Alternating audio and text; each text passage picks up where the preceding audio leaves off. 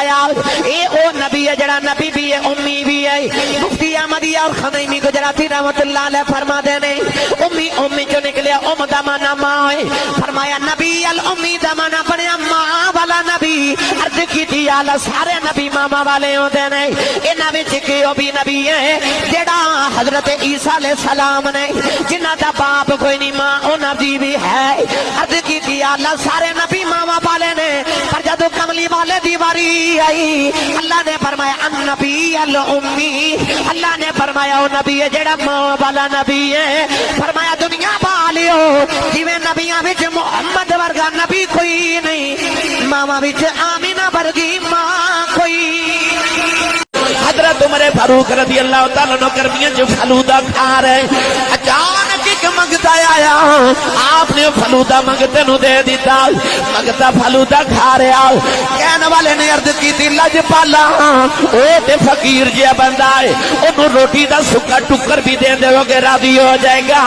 تسی انہوں فلودہ کھلا رہے ہو انہوں کی پتا ہوئے فلودہ کی نعمت ہے. حضرت عمر فاروق ریاں کی اتھروی آگئے فرمایا انہوں تے نہیں پتا فلودہ کی ہوتا ہے پر جیدی راہ بھی جو دیتا ہے انہوں تے تیسری شرط ہے. تیسری شرط کیا تھی؟ فرمایا وہ عالم ہو. وہ کیا ہو؟ عالم ہو.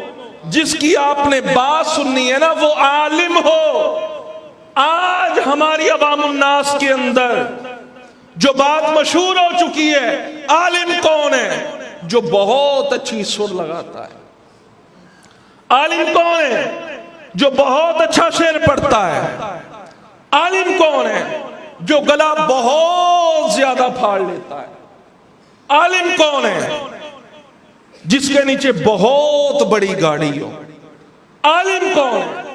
جس کے فیس بک پر بہت زیادہ فالوور ہو.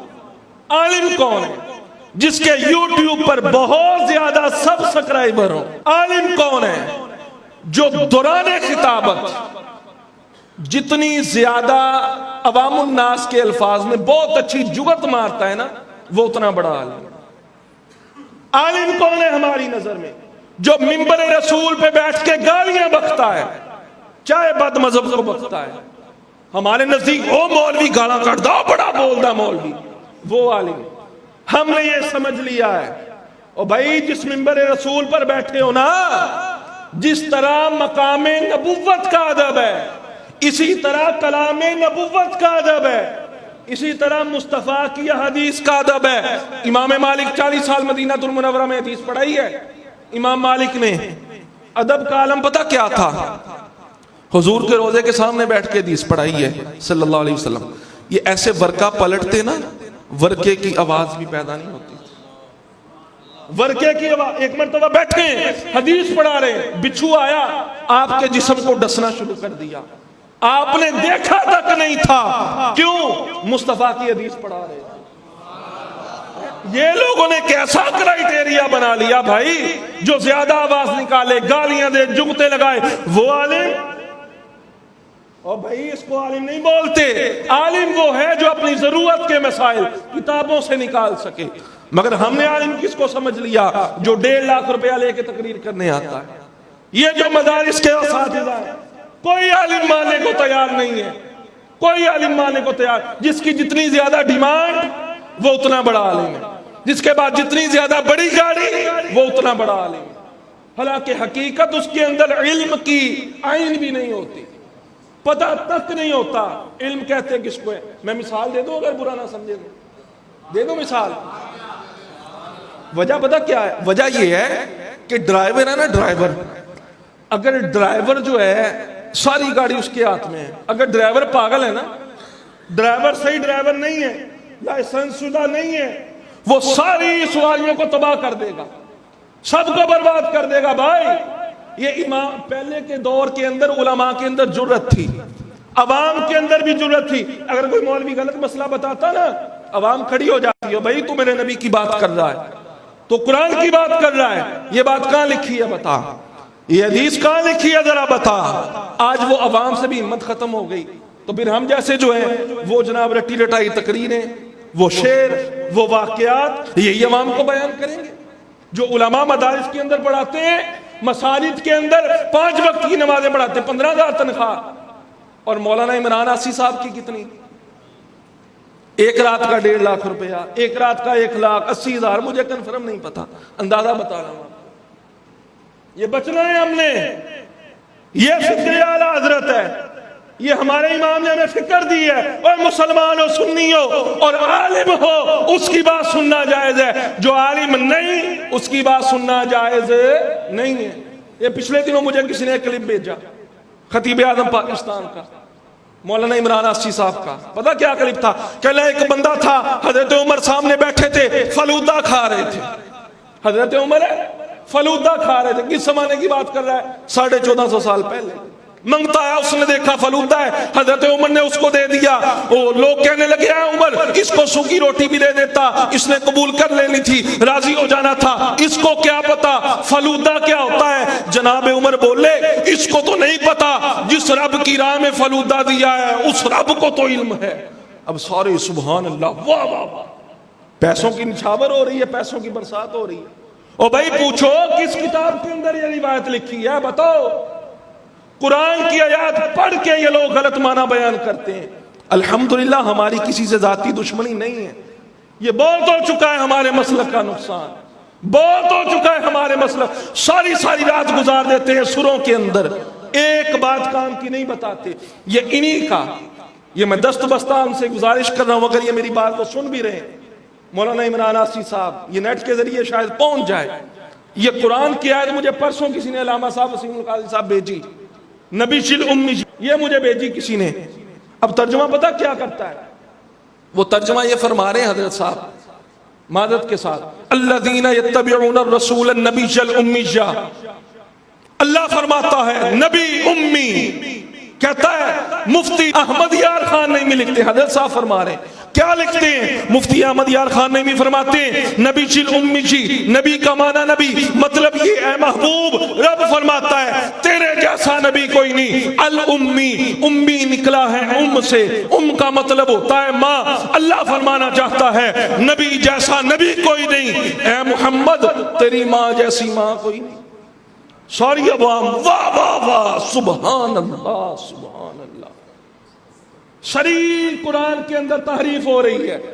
1450 سال سے کسی بھی عالم دین نے، کسی بھی مفتی اسلام نے 1450 سال سے اس آیت کا یہ معنی بیان ہی نہیں کیا. جو وہ معنی بیان کر رہے ہیں سیدھا تحریف ہے. اب اگر کوئی بد مذہب تعریف کرے اس کے ہم پیچھے پڑ جاتے ہیں، اگر کوئی اپنا کرے اس کو سیدھا دو، اس کو لاکھ دو. یہ کون سا دین ہے بھئی، یہ کون سا ایمان ہے؟ میں آپ کو معنی بتا کے بات ختم کرتا ہوں. امی، اس کی اصل امی ہے، اس کی اصل امی ہے.